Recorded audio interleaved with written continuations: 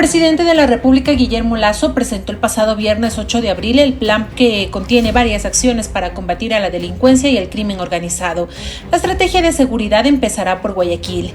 Desde el sector de la playita del Guasmo, ubicado en el sur del puerto principal, el mandatario informó en su discurso que el gobierno fortalecerá a la Policía Nacional con más efectivos, equipamiento y tecnología.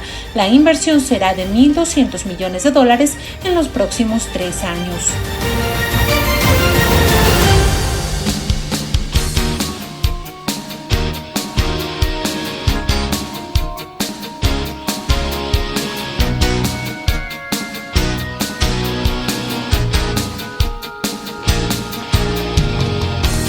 Por todas las plataformas.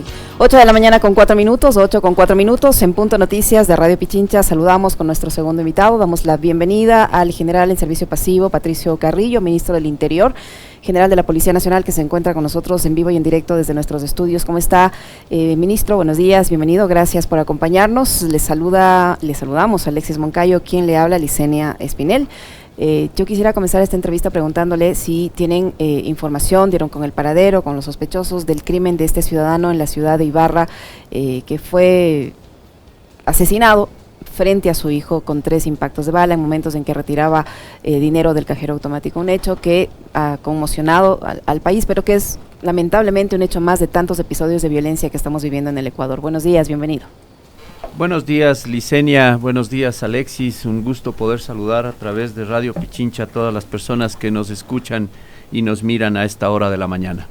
Efectivamente, el Ecuador está viviendo una crisis, una ola de violencia, una crisis de inseguridad que fenomenológicamente podría tener muchas explicaciones. El mundo entero ha salido de una pandemia, y esto ha generado varias situaciones sociales, económicas en los países. Los más resilientes están teniendo menos problemas, pero las sociedades más complejas vemos que tienen algunas particularidades. Además, no podemos desconocer que vivimos en la región más violenta del mundo. América Latina tiene varias complejidades en términos inclusive de democracia, de gobernabilidad, en términos de polarización, en términos de presencia de mafias como la mafia mexicana, colombiana, y ahora la penetración de otros mercados ilegales, que son los que finalmente producen esta ola de violencia. En relación al lamentable hecho que sucedió ayer en Ibarra, yo me solidarizo con la familia, con el niño. Los traumas sociales de estos son impresionantes, después los efectos que pueden generar. Sí, y las preguntas que nos vamos haciendo es ¿por qué nos volvimos tan violentos? Hasta el año anterior el Ecuador presentaba una frecuencia de homicidios de alrededor de 1.400, y en el año anterior se disparan las cifras justo saliendo de la pandemia, justo producto de todas estas crisis, justo de todos estos mecanismos desestructurados y disfuncionales también en el sistema penitenciario, y terminamos con alrededor de duplicando la tasa de homicidios. En lo que va del año se han presentado ya alrededor de 1.180 muertes violentas. Eso quiere decir que al primer cuatrimestre del año 22 estamos con lo que terminamos en el año 21, en el 2020, perdón. En estos 4 meses, ¿no? De proyectarse lo mismo, estaríamos con cerca de 4.000 muertes violentas. Eso en tasa nos vuelve absolutamente impresentables y con valores que ya estarían por lo que más o menos tienen países de Centroamérica. La buena noticia, que no es un logro personal, no es un logro ni siquiera institucional, es un logro de la sociedad ecuatoriana. Hasta el 30 de marzo se habían presentado alrededor de 1.000 muertes violentas, y en este periodo 180. Si nosotros hacemos sacamos un simple promedio, vemos que estábamos en un promedio de 300 muertes violentas, 320 muertes violentas por mes, y en este mes terminaríamos con 250. Van a seguir existiendo, pero al menos se está conteniendo, y eso es importante. Eso da la muestra de que desde que se da el viraje, desde que se empieza a mirar la situación como una razón de Estado y no buscando culpables en personas, en instituciones, sino más bien enfocándonos todos en esta que es una necesidad social, creo que podemos como Ecuador salir adelante. ¿Hay algún tipo de patrón? Ministro, primero buenos días, buenos días, muy gracias. gentil por haber aceptado la invitación. ¿Hay algún tipo de patrón de todos estos casos? Usted nos habla de que en lo que vamos del año, 4 meses, 1.180 homicidios, están vinculados al crimen organizado, a esa violencia transnacional de lo que usted hablaba hace un momento, de que ya en el Ecuador operan los cárteles mexicanos, etcétera, etcétera. ¿Hay un patrón o es simplemente esto producto de asaltos por robo, como lo que sucedió ayer en Ibarra, que estaba sacando del cajero probablemente dinero el señor? ¿Hay un patrón o no? Sí, las violencias se pueden clasificar de diferentes formas y efectivamente analizada la data ustedes pueden encontrar patrones de comportamiento. Estos patrones de comportamiento pasan por analizar primero las violencias sociales asociadas que pueden estar ligadas con violencia de género, violencia intrafamiliar, violencia social producto de riñas en las calles, de una mala convivencia, de una intolerancia social. Eso se ha mantenido, eso no ha crecido realmente. Lo que ha crecido es la violencia social autoinfringida, es decir, el suicidio. También tenemos un problema de salud mental impresionante en la sociedad ahora con estos problemas que lo vivimos por falta de empleo, por temas de economía, por temas asociados a otros aspectos. Pero la violencia criminal es la que más ha crecido, y la violencia criminal por arma de fuego, eso está ligado indiscutiblemente a mercados de alta rentabilidad, mercados ilegales como el narcotráfico, como la minería ilegal, como el tráfico de armas, tráfico de personas. No podemos desconocer las olas migratorias que han existido y que continúan en Latinoamérica, con países como Venezuela, que tiene ciudadanos de esa nacionalidad en toda Latinoamérica, que hay que incorporarles acá ya a nuestras sociedades, pero también de Asia, de Europa. Hay nacionalidades que no tenían paso por acá, hay otras comunidades que se están quedando en el Ecuador, otras que están utilizando como medio para su traslado al fin último, que es Norteamérica. Hay varias de estas complicaciones, ¿no? También este tema asociado a la captación ilegal de dinero. Entonces, toda esta economía subterránea que en el Ecuador está apareciendo también es producto de la violencia criminal.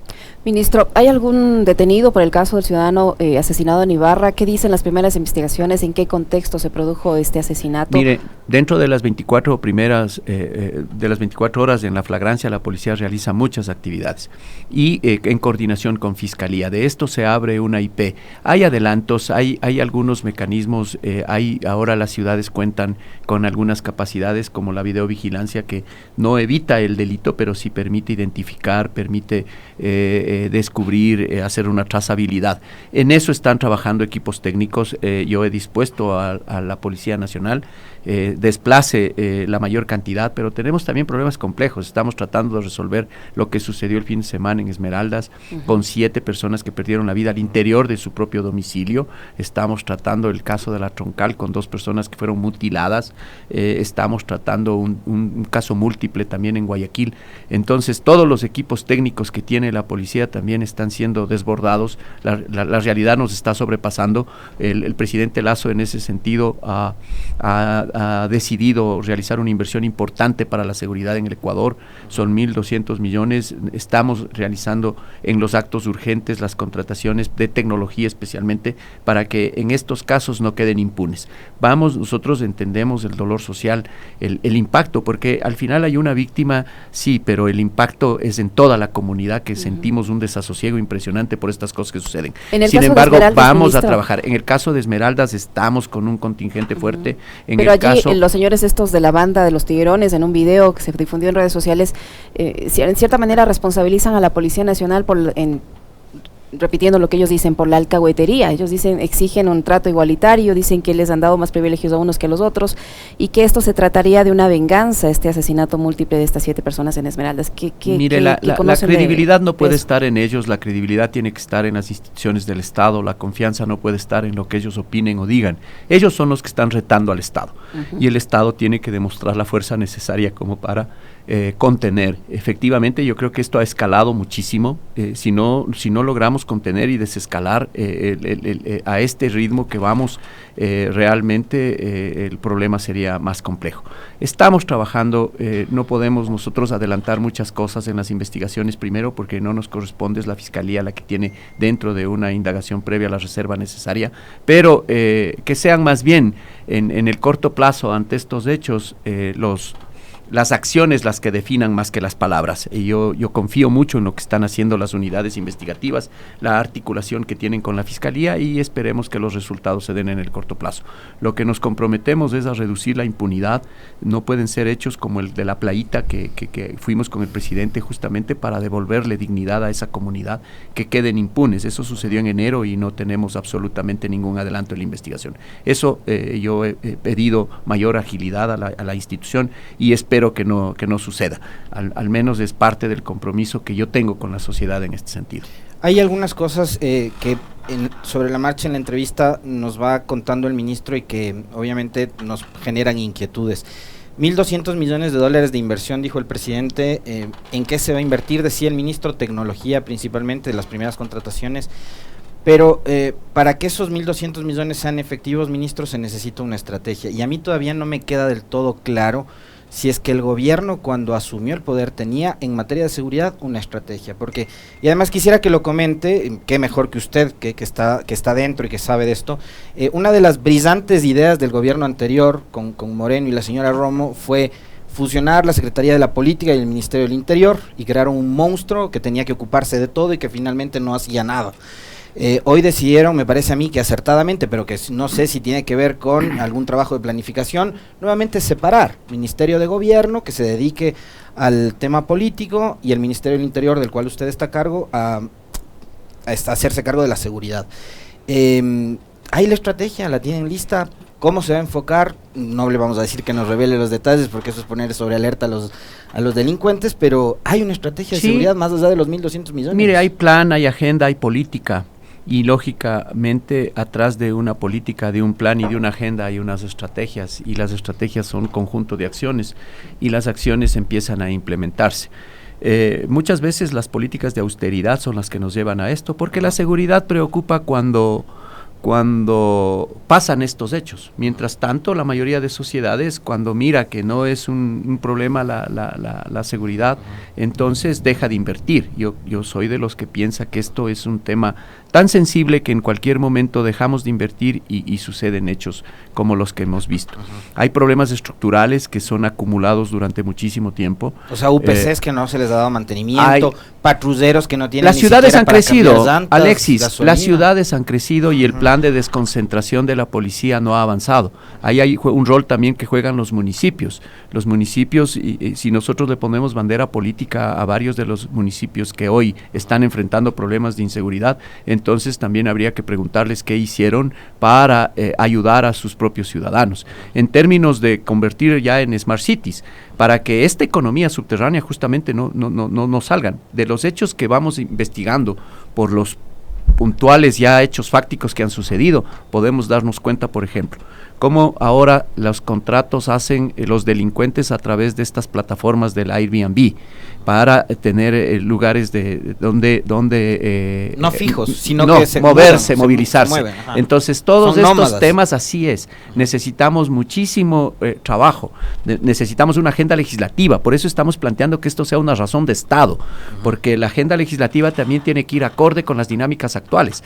Ya la norma ordinaria no sirve para temas como los que ahora estamos enfrentando de crimen organizado. Necesitamos capacidades especiales, necesitamos dotarle, no solamente renovar toda la logística de la policía, porque esto parecería que son 1.200 millones para las instituciones, son 1.200 millones para los ciudadanos, para el servicio de los ciudadanos. El servicio público tiene que ser más eficiente, de calidad, con mayor confianza. Entonces, ahí está parte de la estrategia. Yo creo que un gran problema que han tenido es la comunicación.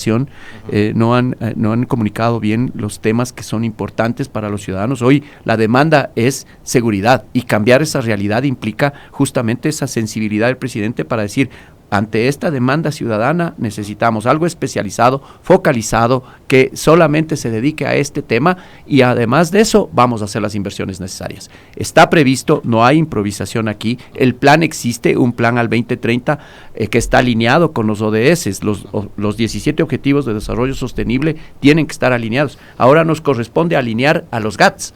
Ahora nos corresponde alinear a las instituciones. ¿Y se han reunido ya con los municipios? Estoy en eso, a veces el día a día le desborda, pero justo voy a empezar ya las reuniones, vamos a hacer un lanzamiento, estamos escogiendo un municipio pequeño, creo que será Ibarra, será Ambato, para poder hacer el lanzamiento, ciudades que no han vivido nunca estos problemas, pero que ahora les está generando graves problemas de confianza especialmente. Ministro, usted ayer reconocía la validez de estos videos difundidos en los que aparecen policías contando el dinero, instando a sus compañeros a que inviertan en esta supuesta captadora de dinero ilegal Renacer. ¿Qué ha pasado con estos dos uniformados? Entiendo por sus propias declaraciones que están siendo investigados al interior. ¿Se conoce ya quién es don Marquito, quién es don Dieguito, si son o no también integrantes de la Policía Nacional? Ayer la policía en un comunicado ha negado que sus integrantes lideren las redes de captación de ilegal de dinero, pero es indudable que al menos si no las lideran están participando e invirtiendo en ellas. Entonces, ¿qué va a pasar con estos dos uniformados? ¿Ellos han dado información respecto a los que organizan esta red Renacer? Mire, esta investigación inicia de lo que yo conozco y de lo que fui informado 2 meses antes, con una estafa en la que 2 personas, que es alias don Marco y alias don Diego, que están plenamente identificados, ellos no pertenecen a la institución, ellos hacen cabeza en esta captación ilegal. ¿Son civiles, son civiles, su naturaleza, su origen es independiente de la formación policial. Ellos ya han sido identificados, están sometidos a un proceso de investigación. El video que aparece es real, son 2 policías que han invertido supuestamente, entre comillas, esas inversiones, en realidad son dineros entregados para buscar una mejor rentabilidad, digamos, con el riesgo que existe. Ellos han sido ya sometidos a un proceso administrativo, están también identificados, y todo esto se está coordinando con la Unidad de Análisis Financiero de Lavado de Activos y con la UAFE del sistema del Estado, digamos, y de la Unidad de Lavado de Activos de la Dirección Antinarcóticos y de la Dirección Nacional de la Policía Judicial. Nosotros de manera transparente estamos entregando la información, en lo administrativo estamos tomando los recaudos necesarios, y a futuro también estamos elaborando una norma que nos fortalezca para que las pruebas de confianza sean mucho más severas, porque las policías no hay que estigmatizarlas mucho. La policía es una construcción social, el policía nace de su origen, es clase media para abajo, y la formación que viene y que recibe es la que tiene, no tiene tal vez una cultura financiera, hay que educarle, pero a las policías hay que controlarlas de mejor manera, y hay que ponerles mucho más controles. Pero ministro, ustedes tienen hasta cooperativa, o sea, ¿cómo puede ser que los policías no confíen en su cooperativa? Claro, es que muchas veces son estos mecanismos que el policía puede acceder a un crédito en el sistema, están bancarizados, están cooperados y pueden obtener un crédito, y ese crédito no lo utilizan para los fines que lo pidieron, ese crédito más bien lo miran como una oportunidad que pueden hacer crecer, duplicando con estos intereses y invirtiendo en estas plataformas. Pero esa cultura financiera es la que hay que cambiar. O sea, el origen de los recursos muchas veces nace de los créditos que hacen en el mismo sistema institucional. Eso hay que poner controles. El cooperativismo, algunos de los fajos de los billetes tienen aparece el sello en el de la sello. cooperativa. Yo diría el cooperativismo ya es hora de que sea más bien controlado por un mecanismo superior, ¿no? La superintendencia de bancos, por ejemplo. O sea, estos mecanismos de control en el mercado me parecen ya muy debilitados. El Ecuador es un lugar estratégico por su propia condición de dolarización para el lavado de activos, no lo digo yo, lo ha dicho el Grupo de Análisis Financiero Internacional, AGAFI, cuando vino a presentar recomendaciones. La UAFE sabe, y creo que ahora nosotros podríamos no solo esperar que los reportes de operaciones inusuales que hace la UAFE esperen solo los oficiales de confianza del sistema bancario, más bien nosotros también podríamos adelantar muchas cosas para evitar que nuestro personal sea contaminado. El crimen organizado busca cooptar a gente que le puede ayudar, y en ese sentido los tentáculos van a buscar a las instituciones uniformadas. temas. Trataremos de fortalecer estos controles. Tenemos, la Policía Nacional del Ecuador es la única institución en el Ecuador y de las pocas en América Latina que tiene controles. Por ejemplo, el control poligráfico, pruebas poligráficas para los ascensos, especialmente a niveles superiores, examen toxicológico, examen socioeconómico, examen psicológico permanente para los ascensos, y ahora pretendemos incorporar un nuevo mecanismo que es la declaratoria de historial de personal, con cerca de 300 ítems que permite identificar si nos están engañando o no. Son mecanismos, son formas, son métodos que lo que buscan es probidad. Ahora, este no es realmente lo que define a la policía. Son pocos elementos. Es una institución de 53,000 hombres en donde un grupo reducido, que no llega ni al 0.05%, es el que está involucrado en estos temas. Los vamos a identificar y los vamos a depurar. Ese ha sido parte de mi compromiso, no solamente con el gobierno, con la sociedad ecuatoriana. Yo creo en la depuración, lo vamos a hacer, iniciaremos en todas las jerarquías, se hará la depuración en la policía. El problema es, ministro, que en manos de este tipo de personas, que no son todos, que como usted dice es un grupo reducido, está la seguridad y eso genera desconfianza. Mire que uno confía en un policía porque en teoría un policía es una persona de honor, que tiene valores, y ya no es el tema de la educación. Yo creo que al recibir toda la instrucción del caso en la policía saben qué es bien, qué es lo bueno y qué es lo malo. Y meterse en una actividad de esto es una ilegalidad, y tienen claro que es una ilegalidad, más allá de que saquen los recursos de la cooperativa o sean fruto de los ahorros. El tratar de ganar de esa forma es ilegal. O sea, ahí no hay duda de que saben conscientemente que están metidos en una operación ilegal. El problema es que en manos de esas personas está la seguridad, y esto genera desconfianza en la institución, porque no es solo el tema de la captación ilegal de dinero en la que están involucrados, no sabemos, usted dice es un grupo reducido, quisiéramos saber cuántos, si han podido determinar cuántos, como en el caso de Big Money, usted dijo que son 300. En el caso de Big Money se identificaron 300 y en el caso de Renacer 2. No, policías. Fuerzas Armadas tendrá su propio análisis, la Fiscalía podrá determinar sobre el número de cédula, pero nosotros en la institución, el informe que yo he recibido de la Inspectoría de Asuntos Internos son 300 policías que están sometidos al proceso administrativo y están en el tema penal con Fiscalía. El problema es, le decía, ministro, con todo el respeto, no es solo el tema de la captación ilegal de dinero. La Comisión de Pacificación dice que hay policías, como conclusión, ¿no?, que hay policías que se prestan para concederles favores o darles protección a los líderes de las bandas al interior de las cárceles. Entonces, sí hay un problema en la policía que está mermando la credibilidad del ciudadano en la institución que le debe proveer la seguridad. Sí, usted tiene razón, y ese es el esfuerzo que tenemos que hacer los ecuatorianos en términos generales. Este no es un rol solo del ministro, hay que legitimar la policía, hay que legitimarla, hay que trabajar, hay que educarla, hay que controlarla mejor.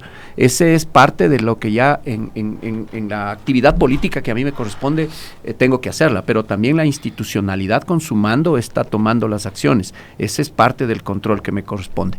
Sí, hay cosas que se han salido, yo no puedo negar lo de la Comisión de Pacificación, también fui sorprendido con ese informe, yo tengo reuniones con ellos, voy a reunirme, hasta ahora no lo he podido hacer, pero tengo previsto una reunión en Guayaquil donde están haciendo sede para conocer, e indiscutiblemente hay mecanismos de intimidación también de cabecillas de las organizaciones criminales. No estamos tratando con la delincuencia común tradicional que antes existía, estamos tratando con absoluta irracionalidad de grupos asociados con mafias, ya no ni siquiera solo latinoamericanas, sino mundiales. Entonces, este es un tema.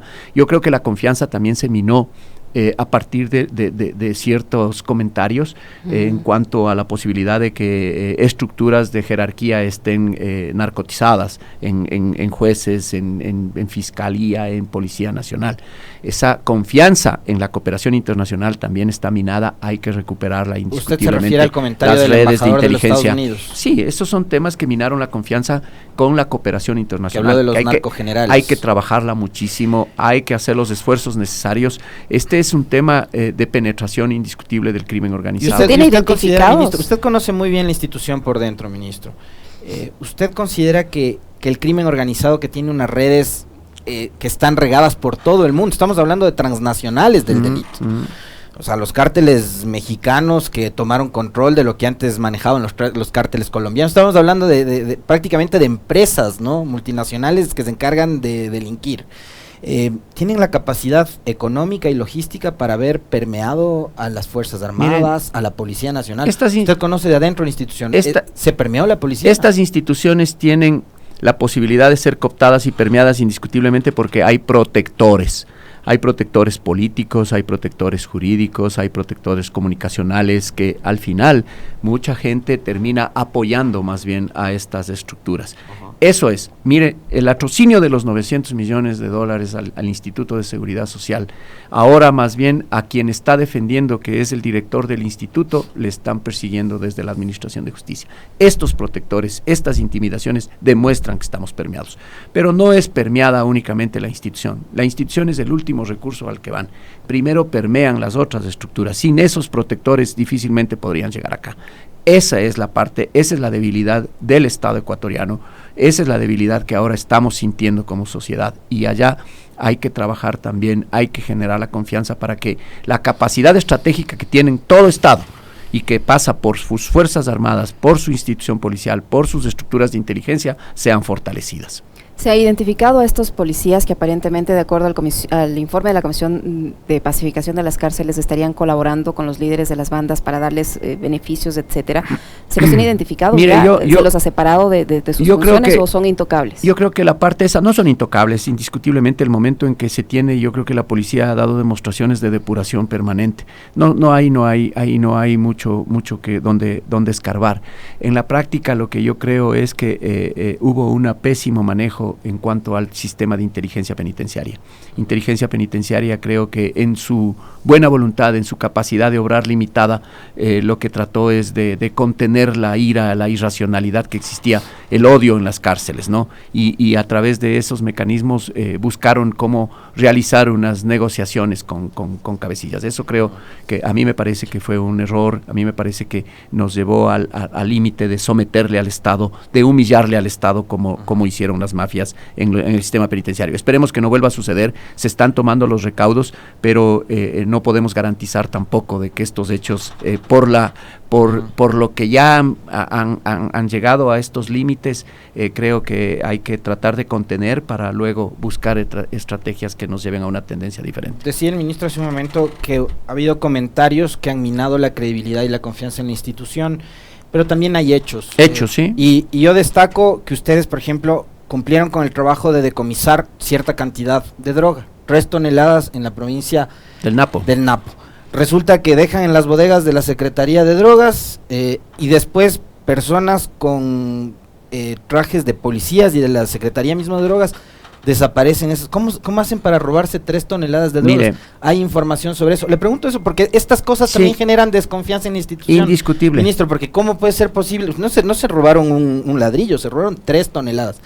Y otra cosa que la gente me está pidiendo que le pregunte es si atendió o no los requerimientos de Carlos Vera de que le den un carrito nuevo con aire y radio en buen estado. Vamos a las dos preguntas. Sí, le agradezco porque en realidad son importantes. Mire, en el tema de las drogas, el Ecuador hasta ahora tiene una capacidad. Y estábamos nosotros con decomisos hasta el año 2019, con decomisos que no llegaban a las 60 toneladas. Y el proceso de quema es un proceso que lleva su tiempo porque debe estar presente la autoridad competente, que es un juez, y se lo debe hacer de manera transparente. En el Ecuador existen 2 hornos para la quema de eso que se pueden contratar. Y en esos 2 hornos la capacidad de quema no sobrepasa unas 5 toneladas por semana, porque tienen que calibrar hornos y hacer un sinnúmero de cosas. Ahora estamos decomisando 5 veces lo que se decomisaba antes, 300 toneladas, en los mismos 2 hornos. Los decomisos se hacen en lugares distantes porque los hornos están en la sierra. Tenemos que acumularlos. La capacidad de las bodegas está desbordada indiscutiblemente, y la Secretaría Técnica de Drogas es una secretaría pequeña que hay que fortalecerla, a la que la policía también tiene que darle seguridad. La policía tiene que cumplir una cantidad enorme de funciones adicionales ahora por todos estos fenómenos que están pasando. De ahí que el presidente ha visto la necesidad de incorporar más uniformados. 30,000 policías es un reto enorme para este gobierno. Trataremos de hacer, porque las necesidades puntuales nos van diciendo que este es el camino. Se necesita para garantizar que todos estos temas funcionen. Pero también estamos en proceso de adquisición de hornos móviles, de tal manera y agilitar el proceso. Estas cosas no se las conoce, y claro, hubo el robo, pero hubo la reacción también inmediata. Sucedió eso en horas de la mañana y a mediodía ya estaba localizado el vehículo, la droga incautada y los detenidos sometidos a la Administración de Justicia. En cuanto a lo otro que usted me pregunta, le voy a iniciar contando lo que está sucediendo en México y en Colombia. En México mueren 30 periodistas, 30 periodistas, un promedio, ¿no? Por cuatrimestre. Hoy está, periodistas. No sé, es el tema, pero yo no voy a eso. Yo voy a que uno como servidor público hace lo que la ley le permite, le manda, le ordena y no hace lo que le prohíbe. Un ciudadano que tiene un análisis de riesgo, un ciudadano que ha solicitado el servicio y que es favorable por su alto riesgo, que no lo hacemos nosotros, no lo calificamos nosotros, requiere el servicio. Y ese servicio para sus desplazamientos lo tiene que hacer la policía. Porque si no lo hiciéramos, ante el riesgo que él tiene, caeríamos en una omisión. ¿Y quién califica los riesgos, ministro? Porque bajo esa lógica, cualquier ciudadano, los 18 millones de ecuatorianos estamos en riesgo. Eso es, la calle que y nos por eso en mismo, el cajero automático de la esquina. Si alguien se siente en ese riesgo, tiene el mismo derecho y podría hacerlo. Pero ¿cuál es el y perfil esto de no riesgo es, de Carlos Vera, esto ministro? no es que yo primero no puedo decirlo públicamente, segundo, no elaboro yo el informe, yo como servidor público tengo que cumplir. Y la policía ha cumplido en ese sentido y si no lo hiciera, caería en una omisión. Tiene que hacerlo. Si es que les parece abuso de la persona o no, nosotros tenemos que cumplir con lo que nos dice la norma, porque no podemos privarle de un derecho. Y si alguien cree que tiene ese mismo derecho, pues bueno, siga el procedimiento, entregue la información por la cual puede ser el riesgo, considera que el riesgo existe en cuanto a él, y le van a dar el servicio, le van a proporcionar. Ese riesgo lo califican instituciones de inteligencia, lo califica la Fiscalía cuando entra como una protección de víctimas y testigos. Hay diferentes formas de solicitarlo. Pero a nosotros, como policía, nos corresponde cumplir. Y no es un tema que cuando llegó el nuevo ministro se impone, es un tema que ya estaba por los riesgos. Es un tema, esa seguridad, él ya la tenía, porque no es tampoco permanente, son temporales en función de los riesgos que se van presentando. En su momento dirán, los riesgos han descendido y se retirará el servicio. Hay algo que no me queda claro. ¿Fue un pedido de Carlos Vera a la policía o la policía no, dijo hay un riesgo? Es un pedido de la persona que siente el riesgo a la Administración de Justicia y ahí va un procedimiento para el análisis y calificación de riesgo. Y luego de todo ese análisis y calificación de riesgo, entonces ahí vienen las disposiciones que hay que darse. Si el riesgo es bajo, el servicio pasa por un mecanismo electrónico, por una vigilancia más cercana en su domicilio, por una presencia permanente de un funcionario de policía en sus lugares donde interactúa. Si el riesgo es elevado, tiene que haber un acompañamiento mucho más seguido. A ver, usted, y la introducción me parece que es correcta, yo no voy a entrar a cuestionar aquello, ni tampoco por motivo de simpatías o antipatías con una persona en particular, pero usted ha dicho, en Colombia, en México, Ciudad Juárez, la ciudad más peligrosa para ejercer el periodismo en el mundo entero. ¿Ya? Pero, ¿Carlos Vera es el único periodista que tiene seguridad o hay más periodistas que tienen seguridad? No, hay mucho más personas en el Ecuador que tienen... ¿Pero periodistas? Periodistas también. Mire, cuando sucedió las jornadas de octubre, igual hubo la retención en la Casa de la Cultura de periodistas. Ahí, en cambio, era la otra moral. ¿Por qué no les protegieron a los periodistas? Y hubo inclusive en el informe de la Defensoría del Pueblo los cuestionamientos a por qué no se protegió a los periodistas. Hay mecanismos, hay redes, hay tantas cosas. Y sí, a veces la sociedad es compleja, pero insisto yo, la policía es un servicio público que hace lo que la ley le ordena, hace lo que la ley le permite y no hace lo que la ley le prohíbe. Pero no puede dudar tampoco o negar, ministro, que ese tipo de situaciones, más allá de que sean explicadas y que estén dentro de la legalidad, generan malestar en el ciudadano de a pie. Imagínese si el papá del niño que fue asesinado en Ibarra hubiera tenido cierta protección, posiblemente el señor estaría con vida. O sea, si alguien sale de esta emisora a la esquina, al cajero automático y saca dinero y le asaltan, también quisiera tener esa seguridad. Le digo porque las personas en redes sociales nos están diciendo también eso, ¿no? Y yo quisiera preguntarle si tiene información sobre esta avioneta que fue encontrada incinerada en una zona rural del Guayas. ¿Hay alguna novedad al respecto? Entiendo que policía se desplazó al lugar a investigar. Hasta las diferentes formas que utilizan las organizaciones criminales son dinámicas. Hasta hace un año el Ecuador debatía la presencia de las narcoavionetas y las narcoavionetas con dinero y con droga que salían y entraban por pistas clandestinas en el Ecuador. Se empezó a controlar, hoy apareció nuevamente, luego de casi 8 meses, es la avioneta. Esa avioneta todavía no se logra identificar la matrícula porque justamente destruyeron. No hubo accidente, digamos, con víctimas, ni se encontró ningún vestigio al interior. Solamente se encontró el test que nos podrían dar información sobre la matrícula del vehículo, de la nave. Sin embargo, estamos haciendo toda la trazabilidad. Eso ya tiene que ver también con defensa y ciberespacio. Hay otros mecanismos que a la policía son limitados porque no tenemos esas capacidades. Bueno, a mí me parece un atrevimiento. Ya le dan seguridad y carro y que pida carro con aire y radio. O sea, está bien que le den la seguridad, pero ¿qué alcances, no? Ministro. Esas son las personas y ahí la vanidad. El ego es más grande que la persona. ¿Qué le puedo decir? Mi función es otra y yo trato de no tener ese ego. Sí, le entendemos. Le agradecemos muchísimo, ministro, por haber venido. Gracias, Alexis, gracias, Yesenia. Con gusto. Y ojalá que esta sea la primera de muchas. Con mucho gusto. Conversar. Cuando me inviten, aquí estaré. Buenos días. Muchísimas gracias, ministro.